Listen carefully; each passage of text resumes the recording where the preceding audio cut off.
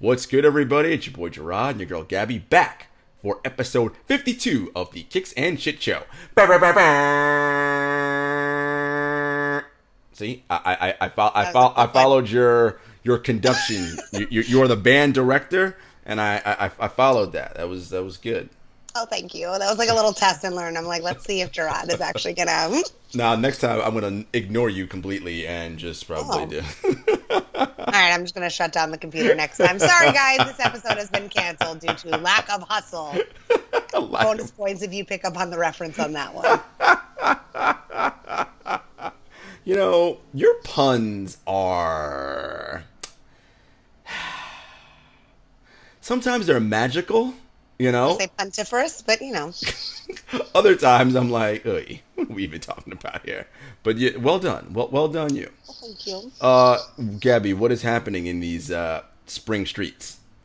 Well, Jarod, there's a lot happening in the streets. It's been a crazy week. Like, I'm gonna have a real moment for a second. As you know, been going through some family stuff. It's been really tough. You know, and I think self-care is really important during this time. And the one good thing to me that has really come from this crazy time that we've been in is making it okay for self-care. And I've said this to my mom, to my dad. You know, I have a very close family. We've had some interesting stories. And what matters at the end of the day is no matter how crazy shit is, take time to enjoy things. I also have learned that I think I'm officially the parent now.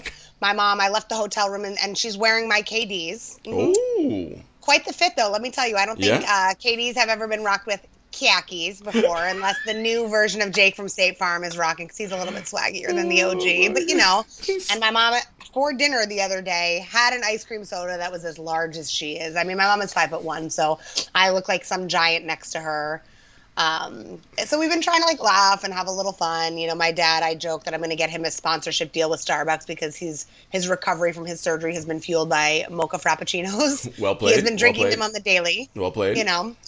And because I want to continue this trend of feats in the streets, I also think you have to treat yourself. Yes. Well, you know, no matter what the occasion is, even if it's, I got my second vaccine today, so I deserve a present. Congrats to you on being fully vaccinated. Well, listen, why don't you wait before you start pulling out the streets. Wait in the streets. Wait before you start pulling out the OnlyFeets Instagram, or not OnlyFans or whatever. Feets in the streets. Anyway, I don't know. My favorite part about OnlyFans Feets page.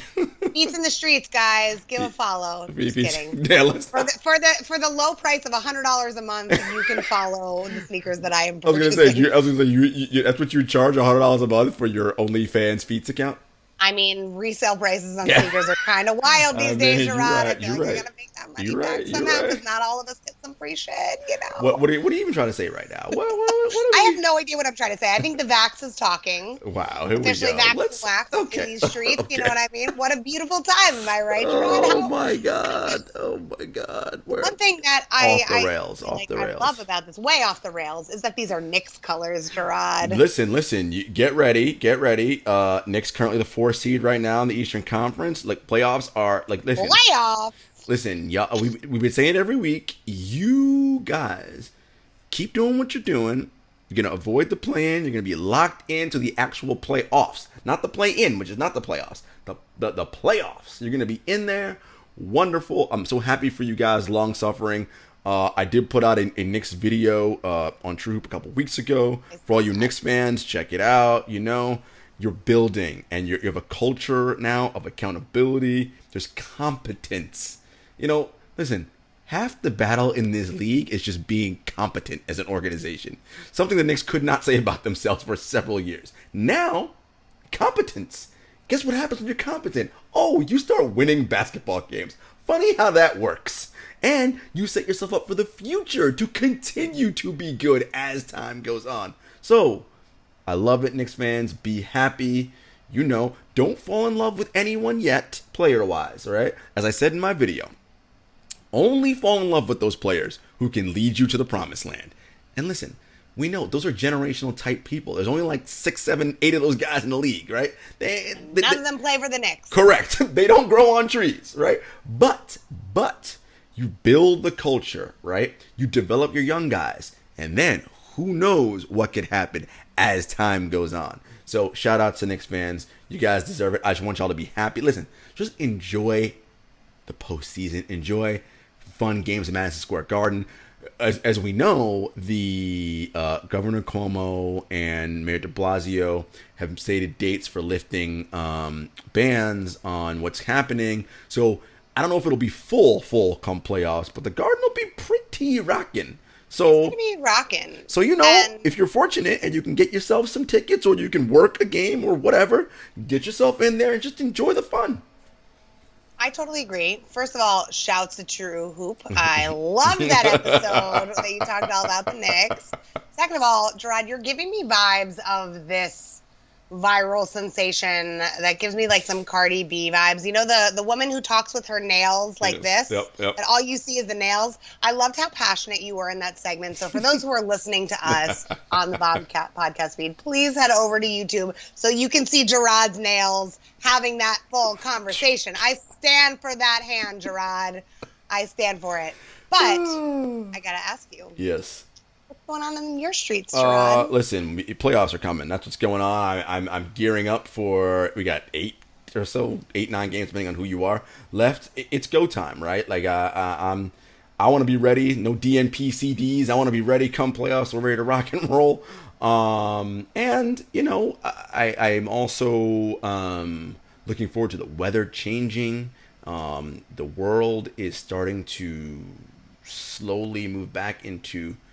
Normal is not the right word, but moving things, living life again amidst now a pandemic.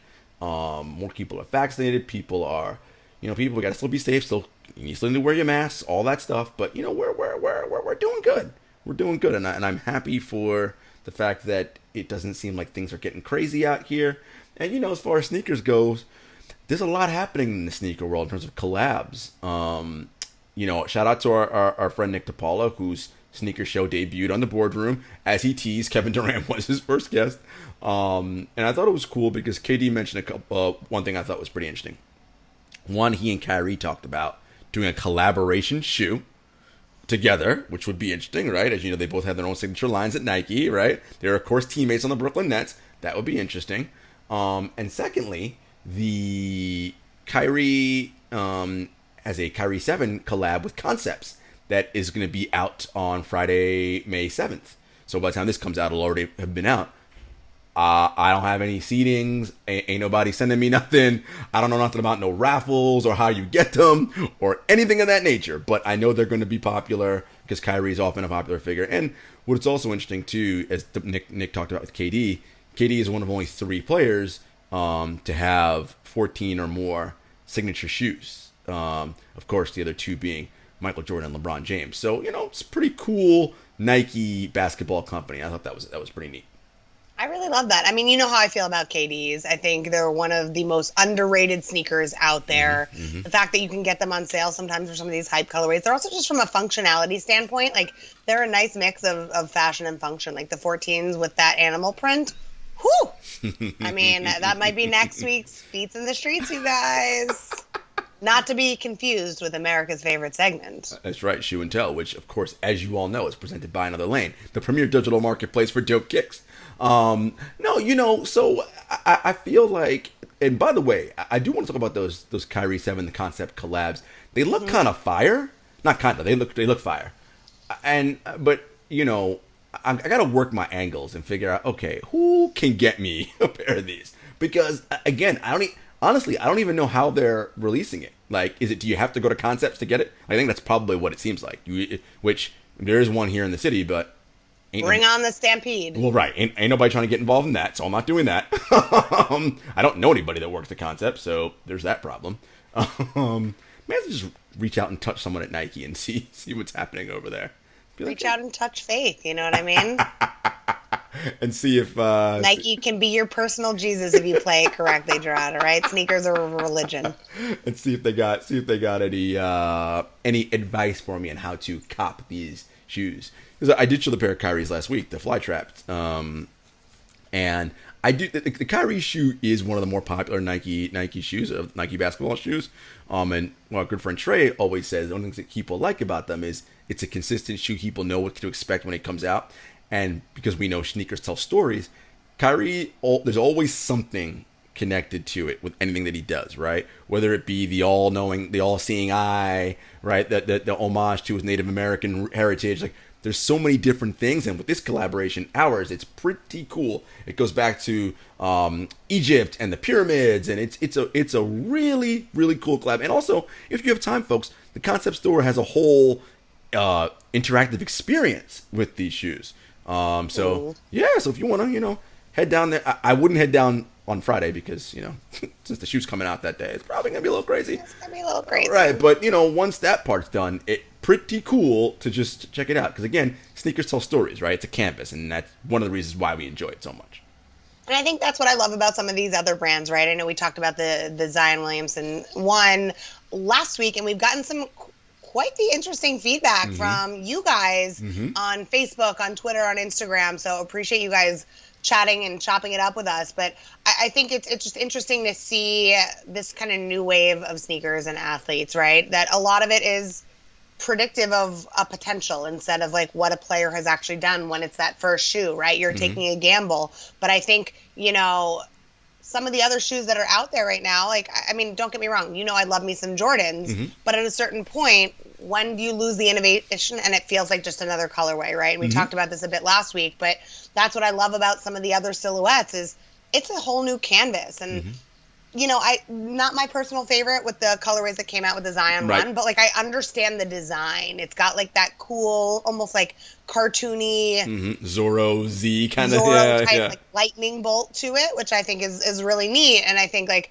I'm excited to see how that kind of turns into a canvas. And I love the way that the different silhouettes of the different players, like to your point, they tell a story over time. Like the way that we see LeBron's, like it's a bulkier shoe, but that's been consistent throughout. KD has the extra cushioning, consistent throughout. Kyrie, always a lightweight shoe, like that like mid-range top. I like it. Yeah, so I'm excited to see what's next. We love it out here. And folks, stay tuned. We have a special guest coming up. Someone, digital creator, photographer, storyteller, all involved in these sneaker streets. You may have heard of him. We're not going to say who it is yet until he actually comes on. So stay tuned.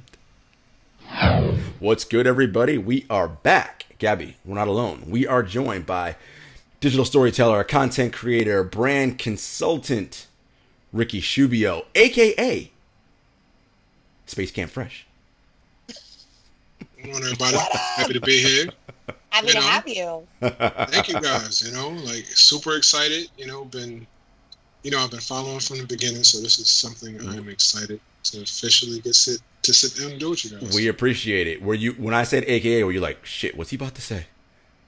No, because it's always surprising, and I had recently done a conversation with somebody where they railed off so many different things. I felt like Apollo Creed and Rocky IV when they were like, did he add more nicknames? And I was like, yeah, I think he added more nicknames.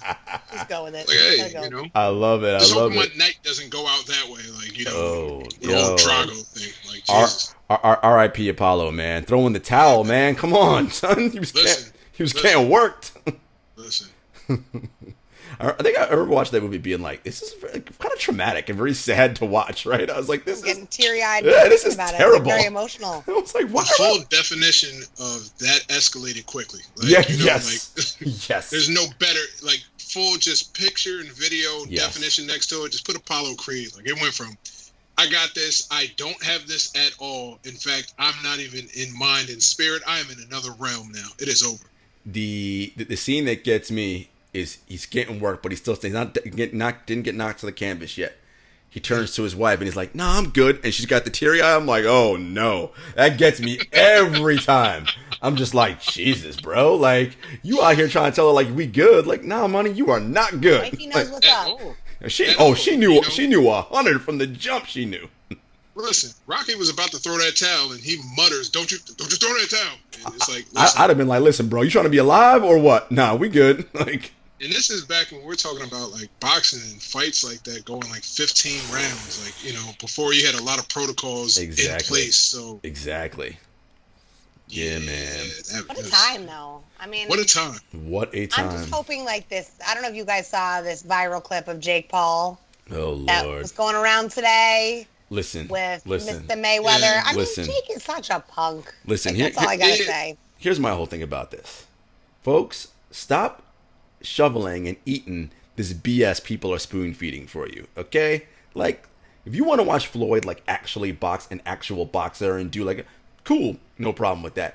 This made for TV, just because it's, we know what it's going to do. It's going to get a certain segment of the country riled up. And it's all to get you. We are living in the movie Idiocracy right now. And it is happening to us right in our faces. Do not fall for this crap. It is nonsense. Silly nonsense. I will not be watching any of this or engaging in any of this foolishness.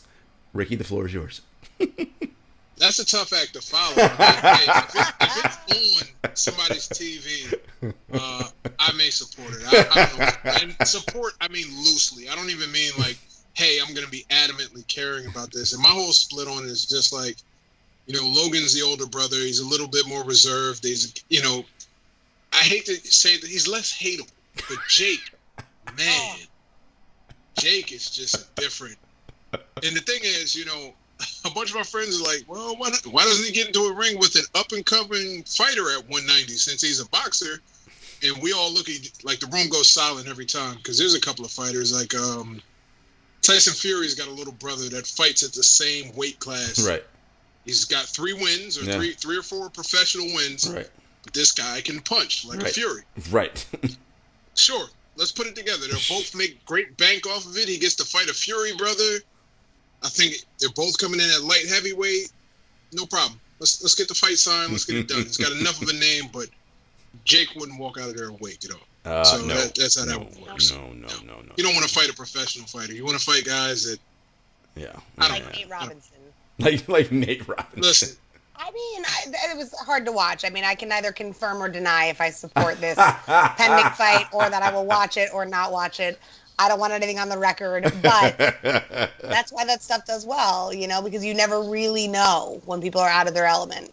It's right, just, and my thing is, I may need Nate Robinson on a Red Table Talk for what the hell happened in that fight, because he needs to come to Jesus moment. He needs some soul searching, like. It's like you can't go out like that. Like listen, as much as you were talking coming into it and the stuff Nate said, like, yeah, man, almost went to the NFL. I could have did this. I could have did that. Could have done nothing. He was a football player in college, and things just don't translate the same way. Shouts to Jada, Willow, and Gams, by the way. Red Table Talk. Let's do it. Let's do it up. Get Nate out there. That. Listen, that Red Table tends to elicit a lot out of you. Oh yeah. One of my favorites. So now we're already down this Red Table Talk. Yep. One of my more hilarious moments of Red Table Talk was when they had Toni Braxton on, who's for sure one of my favorite R&B singers. Love me some Miss Toni Braxton. So. She was talking about her ex-husband, who was the lead singer of Mint Condition, a famed R&B group from the 90s. And the minute she says that, Jada busts out into Pretty Brown Eyes. I was dying laughing. She's like, that was my jam. And Tony was like, yeah, mine too. It's like, yeah, I can't enjoy the song the same way. Like, I don't look at Stokely like you look at Stokely. So, it's a bit different. Oh my gosh. Oh man, the Red Table Talk. Oh, it's good for some tea spilling. That's for sure. Anyway, back to the reason why you're here, Ricky.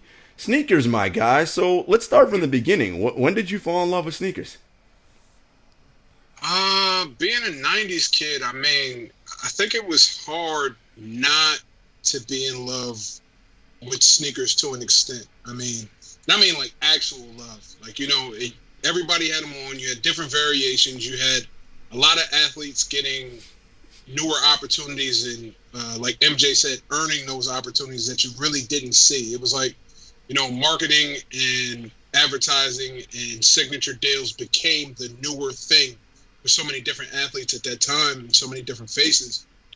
It was almost hard not to love sneakers to an extent. Plus, I played basketball, even up until a little bit of college. So it was impossible. Like, I couldn't be out here just like, oh, yeah, I play in whatever and not have some sort of nuance of it, or understands certain nuances or affinity for sneakers. So it's just tough not to do it. Yeah, and so did you grow up in the New York City area? Yeah, so Jersey, born and raised, and a lot of family from New York, and New York back and forth a lot throughout my life, which makes it ironic with some sports takes, but I'm not going to do that. We can talk about that for hours. Now I need to know. You opened up Pandora's box. I'm going to start with this. You have a Mets hat on, so if that's not just to color coordinate with what your fly tie-dye top is, and you actually are a Mets fan, so we 1-1 so far. I love the Mets. Grew up a Mets fan. I remember the 86 World Series. Yes, I am that old. So, all right, we cool. Mets. Give me something else. What else you got? Well, it does match, but I don't hate the Mets. Oh. So, it does match. I like to coordinate. I'm an A's fan. So, everybody, Angels in the outfield, Yeah, Bash Brothers, Moneyball, not having a wealthy organization, but still being able to build a quality team. Plus, a little 13-game win streak that, got snapped last week, but we're still playing pretty well. I'm not against it. Okay. Now, where things get tough. Uh-oh. I think this is going to hurt you, Gabby. Yeah, I don't think we've ever had this conversation. Here it comes. I feel like I need to pour in alcohol for this conversation. Here it comes. I love a lot of people within the organization. Oh, boy. Love a lot of players that have gone through the organization. But growing up around diehard Knicks fans in the 90s. Oh, boy.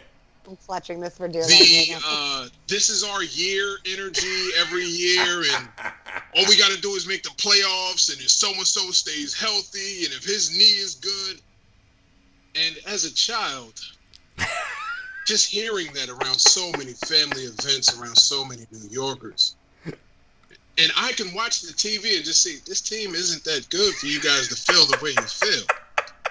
But there was one man that embodied all of the disdain I could ever imagine for the organization. That man was Reggie Miller. And he made me a Pacer fan. That 30 for 30 feels like the first time every time. The Knicks versus Reggie Miller. It was one of the early 30 for 30s. Beautifully done. Yep. Listen. Two thumbs down. I cry every time. The Knicks had many tormentors during their famed 90s run. Chief among them, the top two tormentors, of course, the GOAT, Michael Jeffrey Jordan, right? He took y'all heart every time. Y'all thought, all right, MJ went out gambling last night. We got him. He ain't gonna be ready. No problem. Drop 50. Oh, cool. All right. Well, we don't got that. And then Reggie. I mean, this man was going back and forth with Spike. Like, it didn't matter. He hit y'all with 7 points in however many seconds it was. I mean, listen. It was the 90s era Knicks was, and I'm not a Knicks fan, so it doesn't hurt me, but it was, I felt for you all because it was really about victim of circumstance, right? Like, it's like all the players who were born, who were of the same generation of LeBron, KD, and Steph and these guys, right? It's like, your birth year is just unlucky, right? Like, you just happen to be born into an era where these guys are just too good. It's going to be real hard to knock them off. For the Knicks, their peak just coincided with Jordan, and then you get the Pacers right behind us. It's just, and I say this all the time because I'm obviously covering the NBA and doing sports. We need to give teams more credit for advancing to the conference finals and even just making an NBA finals. The vast majority of players will never even play in a conference finals, much less an NBA finals. Okay? I mean, the 90s Knicks, shit, you got to a finals and you've been to conference finals. I mean, you just kept running into a buzzsaw, which fuck, it happens sometimes. What are you gonna do? It's, trust me, and being a Pacers fan, LeBron in the East for so long, it's like, hey, we can only do but so good, and then we're going to run into LeBron, and maybe it'll be our year, but I doubt it. Right. So, it's one of those things that it's definitely how basketball works out. You can look at some of the other sports and maybe, you get a toss-up where there's a play somebody makes to make a hell of a difference. But with basketball, it's very consistent to say you're going to see certain figures and certain faces around certain places. And unless somebody goes down with an injury, it's gonna get tough. It's gonna be tough to get past them. Yeah, and that's the thing about series basketball, right? Like, Yep. it is hard to beat these guys 4 times out of 7. Right? That's the right. Because like the Knicks, it wasn't like Jordan swept them every time. Those were 7-game series. It's just hard to beat that MFer 4 times. That's right. Like, it's just what it is. And Reggie and LeBron and all Steph, all these guys, it's just hard to do. But listen, it was a wonderful era. Knicks are starting to come back. Pacers, y'all got some issues going on in Naptown right now. Your man Nate Bjorkgren about to get fired at the end of the season. Like, I don't know. It's definitely needed, because my thing is just, if you look at the roster, with a healthy roster on paper, they were like, oh, this is 3-4 seed, and you shake a few things up with the roster. Couldn't get my guy Karis LeVert in immediately. Shouts to him coming in and doing his thing, but now he's in. Brogdon's out. T.J. Warren's still out for the entire season. You still got Sabonis in and out. Miles Turner just never fully catching stride to what everybody expected him to be. He's still very young, but never fully hitting that elite big man stride. He's an elite defender. No doubt. Great up and down the court, to get a good lob and things like that, but just never fully hitting stride. I think we just got Jeremy Lamb back, I think, like 3 weeks tag, 3.5 weeks back, 4 weeks back. So it's just like, it's one of those years where you pack it in, look towards next season, see who's getting added, see who's leaving, and see what they do to shake up the office to make sure we're playing the right style of basketball. I'll say this as we wrap on the Pacers. Karis LeVert, one of my favorite guys to cover on the Brooklyn Nets, so very happy he's doing his thing out in Naptown. Domantas Sabonis, Domas has been one of my favorite players in the NBA. I just love his game. Listen, Nate Bjorkgren is your problem, but he's going to be gone. And the biggest sign that you have here that he was a bad coach hire is that T.J. Warren said, now, you know what? I'm going to get elective surgery so I don't have to play for this dude. Okay? When those things happen, that's a sign like, maybe we made the wrong hire here. But it looks like you guys are going to be moving on. But we're talking hoops, so let's go to 90s. You're a 90s kid. What were some of those favorite 90s basketball shoe silhouettes? I mean, could I be a sneaker enthusiast without mentioning anything Jordan in the 90s? I don't know if that's possible. No, but, that's a given. Right. For me, all right, since we're talking about it, if you ask me actually what was my favorite signature line, it's actually not Jordan's. It's not a basketball shoe. My favorite signature line is actually Andre Agassi's. Yo. Yes. That is a curveball I am here for. Yes. Listen, I had a pair of Agassi's. Yep. I used to love those.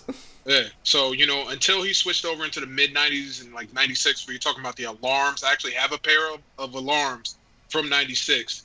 But you talk about that late 80s run and the early 90s run, just what he did. And, me being an infant, not even seeing it, but getting a chance to see it later on.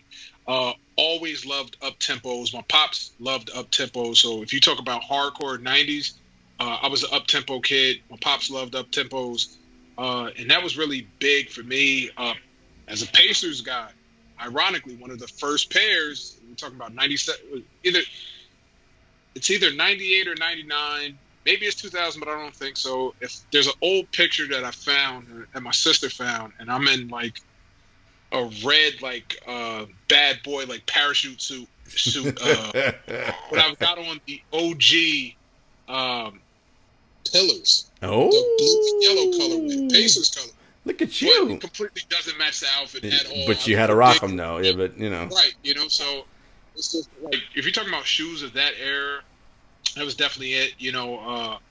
Even back then, foams were ridiculously priced.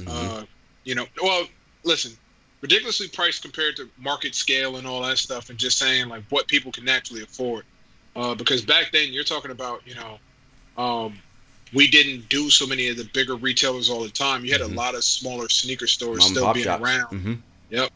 So it was definitely a different experience. But those shoes, as far as the basketball side, everything else, still Air Max heavy, very, very Air Max heavy.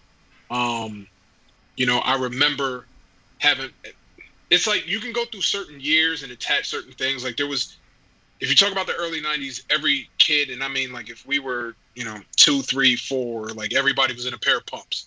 Like, you start to talk about certain shoes were just staples of a time, at least in this corner of the world, because there's a lot of things that people don't realize that used to be that really aren't, is where you had, like, regional shoes. I had a conversation with somebody and just said, like, different Air Maxes were bigger in different places. Like, overseas, like, 97s were huge, but out here, at least where I was from in Jersey, we loved 95s.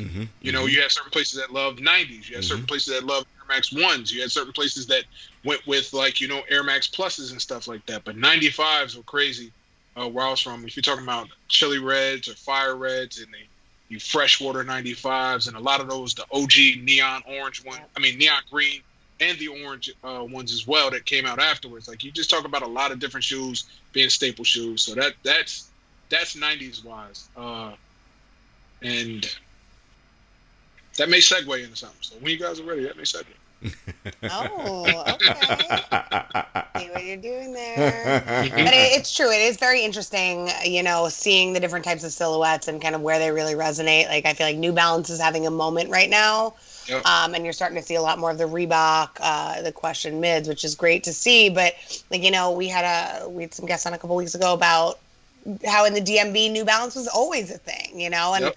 At prep school you had a different kind of New Balance, but that was definitely not like the cool trendy vibe. It was a very different vibe, What do you think of some of these silhouettes and brands that are kind of like making a comeback? Is it unexpected? And I don't know, what's your favorites? What are you liking? So that's interesting. It depends on how you paid attention to sneakers. So if certain people were looking at certain things, it'd be easy to say, oh, so-and-so is making a comeback. They were going for a while. But if you look at the boutique side of things with, like, Reebok, there were a lot of people doing a lot of great collabs with Reebok on the boutique side. I mean, I'm gonna shank the year. I know that, but when I want to say Omni Light pumps did their like 25th or 20th anniversary, like, every boutique got their own rendition of the Omni Lights. So, like S&S had a pair. I think Extra Butter had a pair. Like, I think who else? Concepts had a pair. A bunch of places had them. So you saw things like that. You've seen boutiques keep a lot of those brands afloat in people's mind, just keeping them relevant. Like, I mean, let's not forget, like, before Kith was doing Nike and doing all this stuff, they were coming out with Asics heavily. They were coming out with New Balances heavily. And that's where, like, Ronnie made a lot of his name, doing a lot of the Asics collabs. So for certain people with sneakers, like, a lot of us are going to say certain brands never left. It is nice to see the bigger stage take to them with a lot of the retro releases. So I do love what Reebok's doing right now. And I got a lot of family over at Reebok. Gabby, you know that I do a lot of stuff with Reebok, some stuff soon coming with Reebok. My thing with them, and not in a bad way, I just always say, like, I would love to see them tap further into that vault just to see what's in there, because there's some crazy silhouettes in there. No doubt. That would do well with the premium mock-up right now. It doesn't even have to be because we ran into that issue in the mid 2000s into like the early 2010s, where it was like, oh, we're gonna bring out an old version of a shoe, and this is with multiple brands, not just Reebok. We're gonna bring out an old version of a shoe, but we're gonna put a new spin on it for this day and age. Like, no, just give people the old shoe. That's what they want. They don't want the new rendition. Like, you can put new materials on them, but don't give me, oh, we're gonna go with a Velcro overlay instead of straps. With straps. We don't want the remix. Right. No remixes. Just give us the old shoe. And there's so much stuff in so many people's vaults that I think could just do so well. I also got to say, if we're asking I can't even say my dark horse. It's just, if I looked at it right now and said, I love how everything's being done, or 95% of things being done, I got to say Puma. Like, Puma, it's good. Like, on so many different levels. Like, they are somebody that I can actually say, we got the new rendition of the Clyde where they went with the mesh and then translucent sole, and I said that was actually good. You get to see what they're doing with Rude. It's good. It's just Puma's doing well on so many sides, and it's so interesting to see. You got the stuff with J. Cole. You got the stuff with Emory Jones, how he stepped in and tried to bring it on the lifestyle side of it. I just love what Puma's doing overall. Like, Nike's going to be Nike. Nike's always at the forefront, but just saying innovative ideas. I'd throw, if I had to liken Nike to Apple, in my mind right now at the moment, I would say Puma is Samsung. And the thing about Samsung is, like, Samsung's always that one that'll put something crazy that nobody else has in the market in their phone to say, let me steal a customer or two. I feel like people genuinely enjoy Puma without feeling like they have to compete against somebody else. It's not like, oh, well, I wanted these. It's not versus. They can like it in its own space, and it's doing very well because they're attacking from so many angles. I love that, especially, like, I feel like with Adidas, and that's kind of where it throws me a little bit, because my natural thought would be, oh, Adidas would be the other one as the Samsung, but again, they're competing against each other more directly. It is true, right. Like with some of the other brands, like a Puma, you can have a Puma and a Nike and an Adidas. Just don't wear them all together. Right, no, definitely don't wear them all together. I think with Adidas, the tough part is there's so much. They're leaning on the Yeezy side of things so much.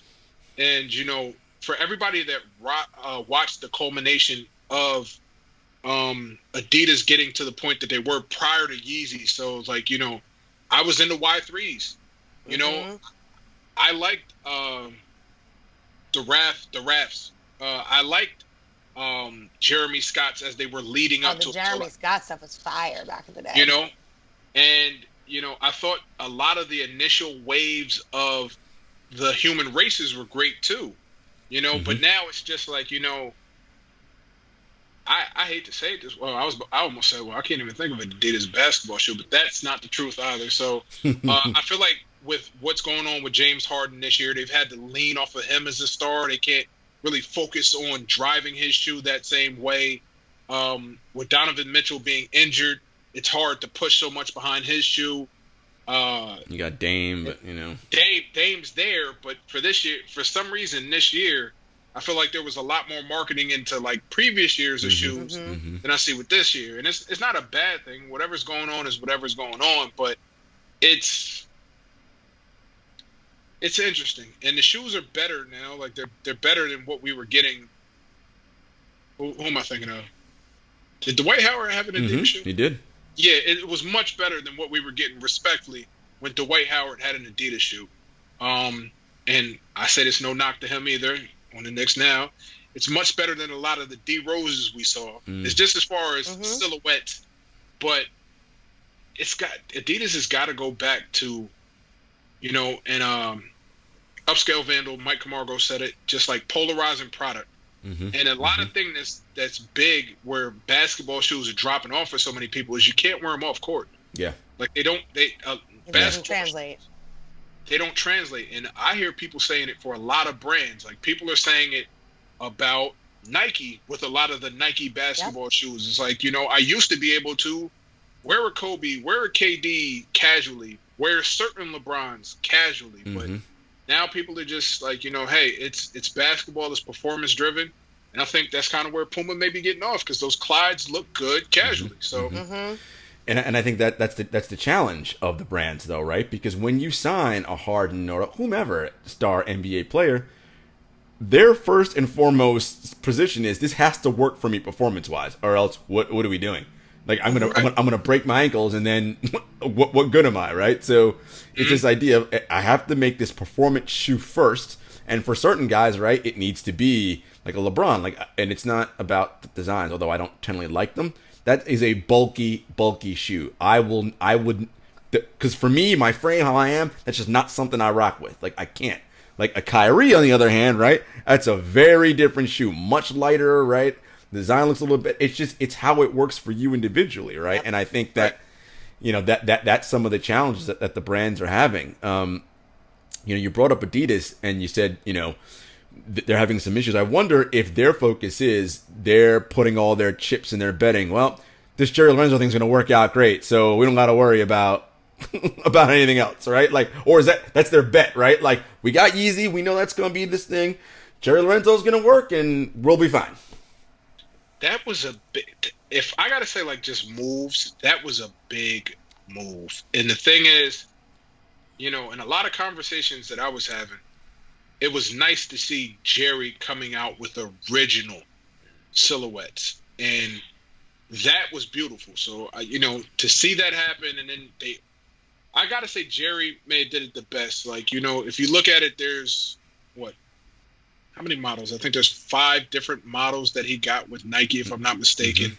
A couple of them were remixes and remakes, which we expected it. Of course. Nike's going to say, hey, take this and make something of it. But when you got his, Fear God 1 and the Air Fear God, is the difference between the two or something along, you really got to see an original silhouette. And for so many people, it was reminiscent of the Nike Yeezy of this would have been the next in line, something like that. And that was what was refreshing. Like, I would love to see Virgil doing a fully original shoe for Nike. But if that's what Jerry did with Nike, the sky's the limit with Adidas, because he's gonna really, and plus he's just such a down to earth, genuine guy. He's gonna be able to really go in there and work with people and fully sketch up and bring things to life without hesitation. Oh, sorry, forgot to mention it, because I always got to mention it. Reebok and Kirby, phenomenal move, great move. It's all worked out. Love every single aspect of it. So that was one thing that was very refreshing for Reebok, and I can't wait to see all of what comes to life with that, because Kirby's always been a good though. I think, you made a great point about Reebok and Kirby, and also Jerry. I think Adidas is going to do that, right? They're going to give him that opportunity to create his own silhouette, right?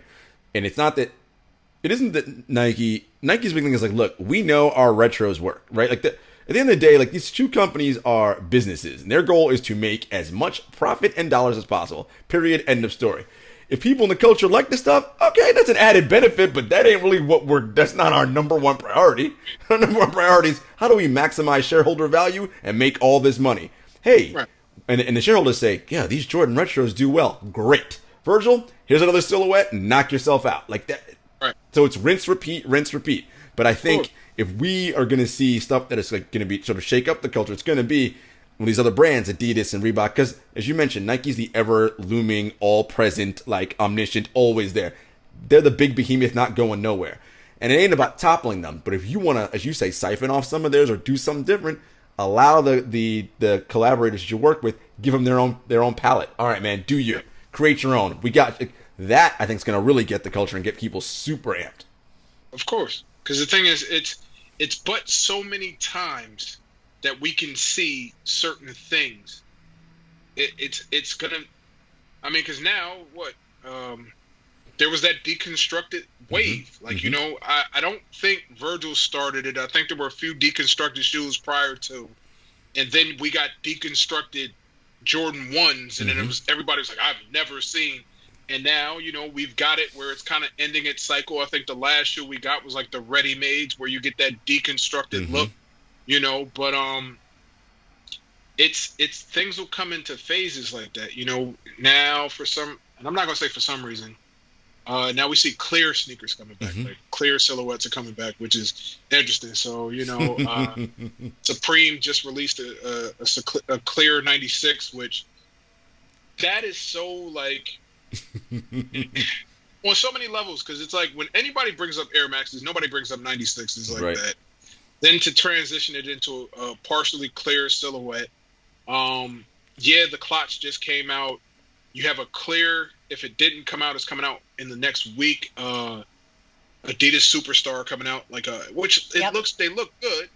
They look good, but I'm looking at it and just like, all right, so we're going through phases and cycles right now. Like, SBs are back, Dunks are back. No, in fact, Dunks are back.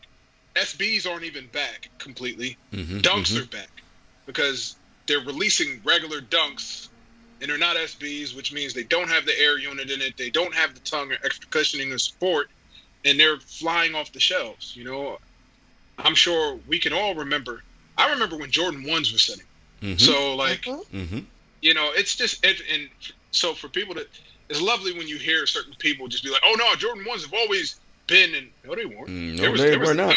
There's a time that wasn't too long ago, you know, where they were sitting. You could walk into a store and get them. Like, oh snap! Look at these. My black toe ones, somebody returned, and I got them off the shelf like a week after the release, and people are like, "No way!" And I'm like, "Yeah, that was the thing."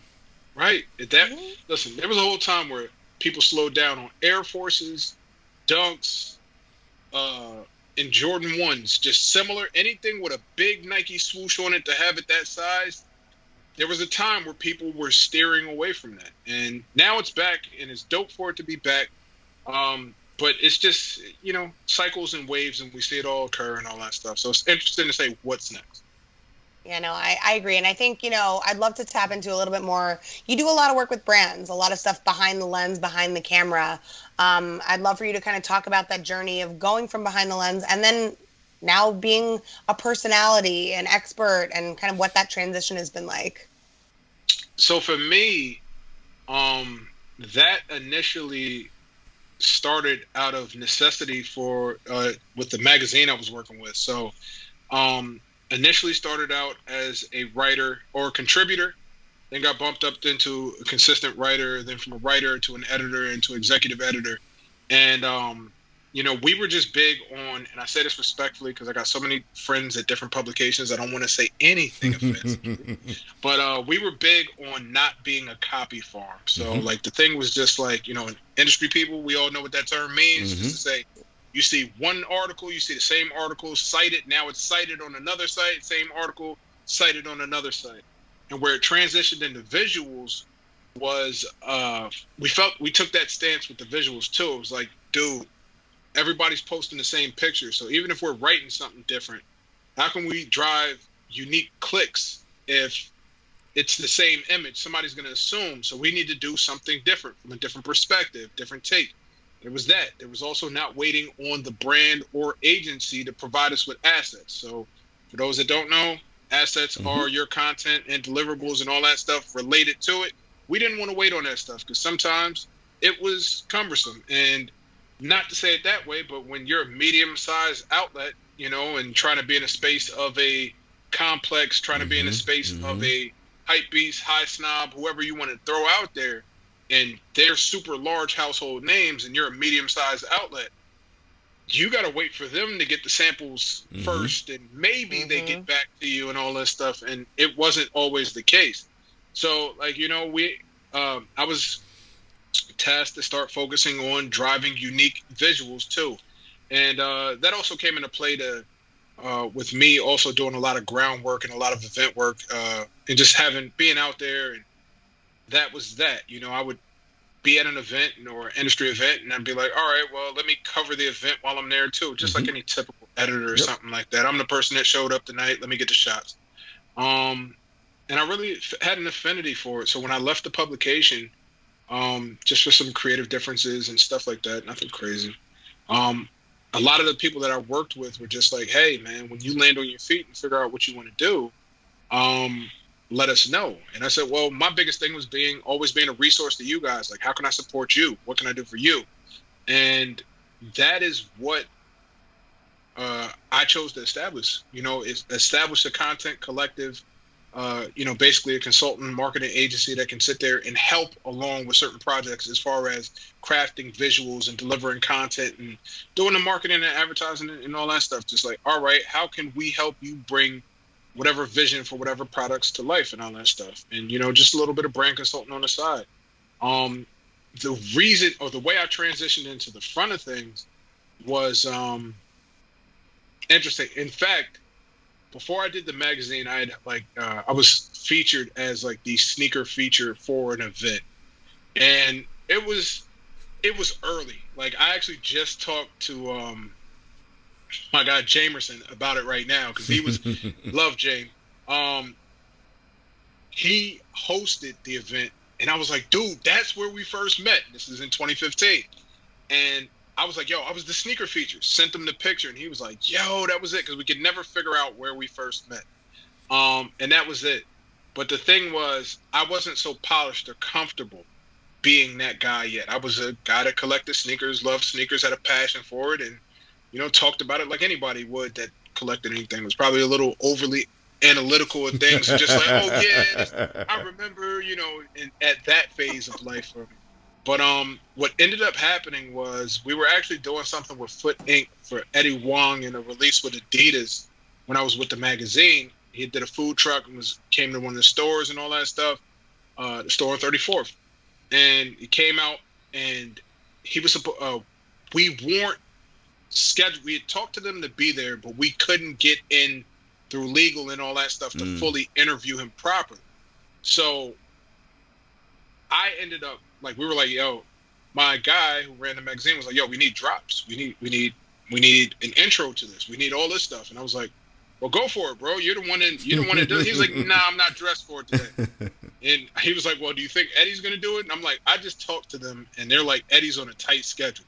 They're like, well, you're dressed. Why don't you do it? I'm like, there we go. So, like, it's one of my first videos, being in front of the camera and all that stuff. And then from there, it was just something that I made sure I focused on in my content, because, you know, I felt like climbing the ladder behind the scenes for certain things, when people started to be drawn to me just naturally for style and whatever sneakers I had or whatever content I was putting out, it was going to be a tough pull. So I started to put myself in front of the camera a bit more, you know, turn that whole deliveries thing and made it into a segment, made it stuff that was catchy and made it presentable. And just from there, just started to get in front of the camera more. And one of the biggest things was, before people were asking me to do it, I just started to do the content myself.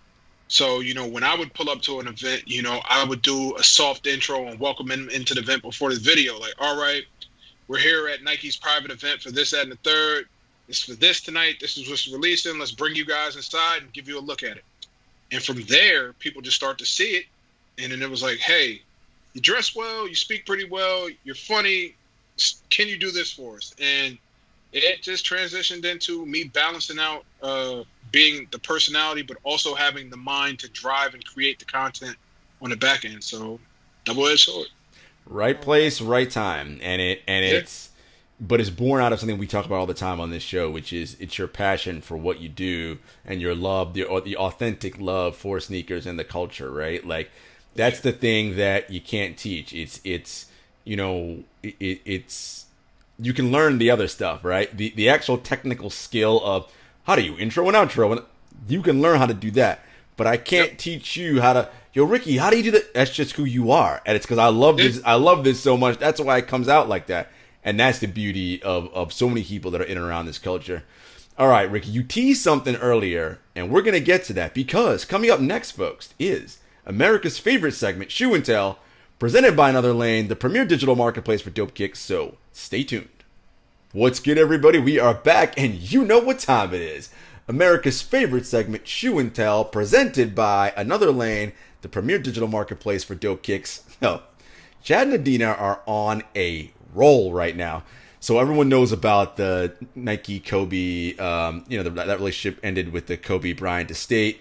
Chad was quoted in the New York Times. Yes, the national paper of record, the New York Times. Chad Jones, a.k.a. Sneaker Galactus, quoted in a New York Times article about that. Listen, they are all over the place, and they were recently covered by Yahoo. Listen, this is a black-owned business by a husband and wife, and they are people who care about the sneaker culture because they are the sneaker culture, right? Like, this isn't people who are interlopers and who are, let me get out here and help you try to make a quick buck.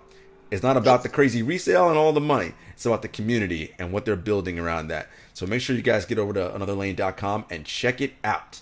Now, Ricky, this is your show, my friend. Show us what you got. Oh, man. So, I got to say, sorry, because shouts to them, because I know Chad, met Chad a bunch of times. Very dope.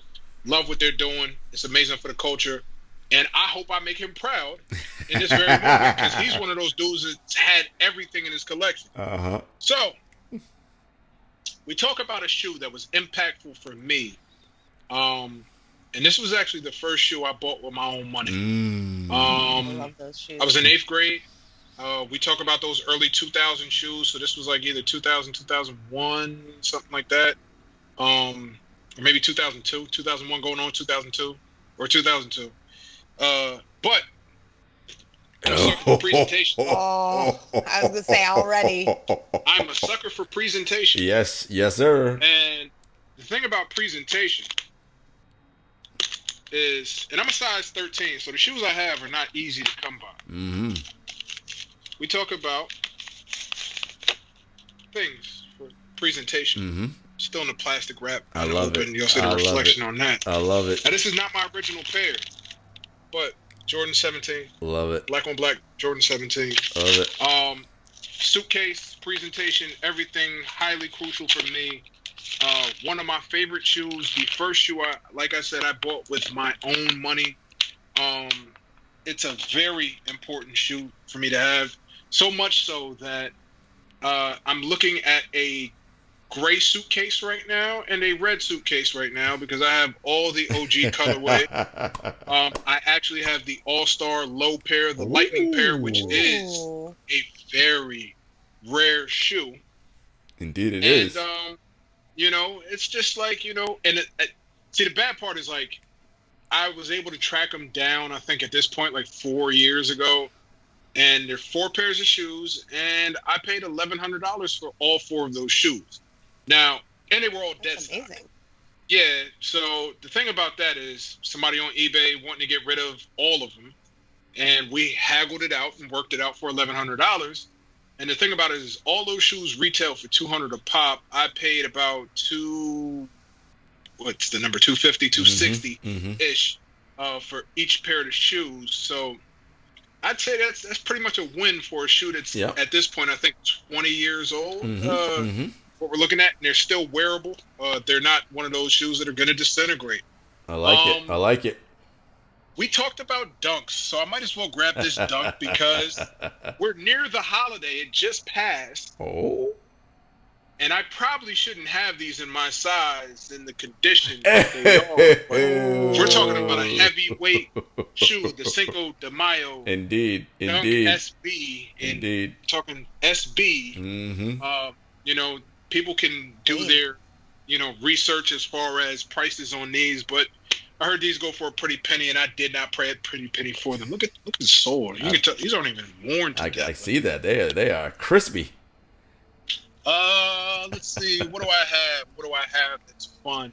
I wish we could see the view that you're looking at right now, just because I can see your eyes lighting up. Yeah, and you're like, where do we go next? a little bit of this, a little pinch of that. Where do I go next? It's like, where do I go next? And I think I'm gonna go with.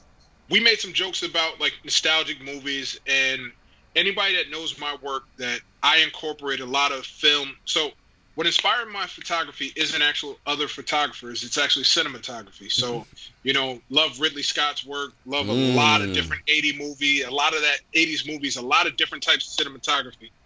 And you can't really talk about 80s movies without talking about Back to the Future. And, we talk about amazing basketball shoes from Nike, and we talk about the Hyper Dunk. You just mentioned Kobe and the estate, and technically one of the primary Kobe shoes as far as a model early on, and the Mag Hyper Dunks, which I'm super happy to have, and only worn a handful of times, but these have yellowed a bit in the box. I don't know if they're looking like it right now. I think they look pretty good. They do. Not so mad at those. Look at that, man. I mean, that's a shoe that a lot of people try to get their hands on, man. That's yeah. And since we're talking about homage right now, I think it would be only right. I mentioned dunks before, and always have to honor a late great. And if you like dunks, I feel like this is a must-have to have in your collection. The Doom Dunk, rest in peace, MF Doom. One of the greatest to ever pick up a microphone as far as lyricists go, and he put together great songs. There's a lot of great lyricists that can't put together great songs. Doom was able to do both. This was a masterful shoe. The sample is even more amazing. The light isn't going to do it, but you got the soles in there. with him on there. Amazing shoe. Yeah, man. Let's see. I'm gonna keep the rarity with the Jordans up because this is probably a shoe I shouldn't have, and I tracked down for years. Now, see, there's a lot of see. The 17s aren't always the most appreciated Jordan. Neither is this one I'm gonna pull out. But the variation of the version that I have in my hand came in this beautiful dust bag. Presentation. Mm-hmm. All about presentation. Mm-hmm. We talk about yes, sir. Premium. Jordan 2. Probably the most premium leather I have on any shoe. Crocodile on it, all made in Italy. The 2 was initially created in Italian warehouses and factories. Anyway, these were done in Italy. This isn't a shoe I see every day. Wax laces, no. Premium leather. Another pair I probably shouldn't have at my size because I didn't get it when it initially released, but an amazing shoe that I love. And to close it out, I love it, man. People see this shoe for me pretty often, or a decent amount of time now. Sometimes I go with the autographed Hyperdunk version because I have it as well, and he autographed it. But I mentioned I'm a 13 for a reason. You know, there's one man that's a 13 and a heavy sneaker. Well, there's a couple people because, was it Shy McBride? Mm-hmm, mm-hmm. Shy McBride's a 13. Or Chi McBride. Chi. Sorry. Chi McBride's a 13. I think Perfect Pair's a 13. But when we talk about the OG of 13s, we talk about Clark Kent. The Air Max 1 is my favorite shoe. I love it. What's my single favorite shoe? It's the Air Max 1. If we ask what's my favorite signature, I'm going to go with Andre Agassi and the Tech Challenges. But to have this shoe in my collection is one of my favorite shoes to own. And it's just something I've always felt lucky to have. Always want to show it. Clark has been somebody that whenever I see him, he always shows love. Whether it's dropping a quick gem, just chopping it up, always showed love to me, and I always want to show it back because he's one of those dudes that definitely paved the way for what I'm doing right now. Like, you know, I watched, whether it was me following stuff with him, Bobito, and other people within sneakers and all that stuff, when it was him and Russ, and they had the series and all that stuff, and just talking about things whatever sneaker culture that I love. He was one of the dudes that really just in so many different ways pioneered it and paved the way for what I wanted to do, and transitioned his passion and his love for so many different things and made it his life. And I try to aspire to do that. That's dope, man. Love that. And that's, you know, I mean, anyone who's in and around sneaker culture, I mean, Clark Kent, I mean, that's a name that, you know, I mean, that's dope, man. We love those shoes that you showed, and you know, I think it's all tied in well. I think Sneaker Galactus will be very proud of the shoes you showed off tonight for sure. I mean, you know, Chad is that OG, man. Like that dude, like, I mean, I could talk to him for hours. I mean, he'll give you a legit, like, you know, history lesson about all this stuff, and it's wonderful. So where can the people find you, Ricky, man? This has been great. We love the conversation, love what you're doing out there. Where can people find you and keep up with your work? So, I mean, to keep up with me, you can definitely check me out on Instagram, Spacecampfresh. That is the primary thing I use. I don't tweet that much anymore. My tweeting days are behind me. You can check out the Kid website, which just houses a lot of the content that we support and all that stuff. At bigkids.com, which is KYDS.com. And while you guys are at it, if you're checking out Kids, check out the Kids Meals team. And it's KYDS MEALS. And that's Kids Meals. Love it, man. And folks, you know where to find us. We are on Twitter, Instagram, Facebook. We're all over the place at Kicks and Shit Show. As you know, we are part of the Count the Dings family. You can find us on the Bomb podcast feed, which is available on Apple, Spotify, Stitcher, SoundCloud, all of that. Until next time, peace.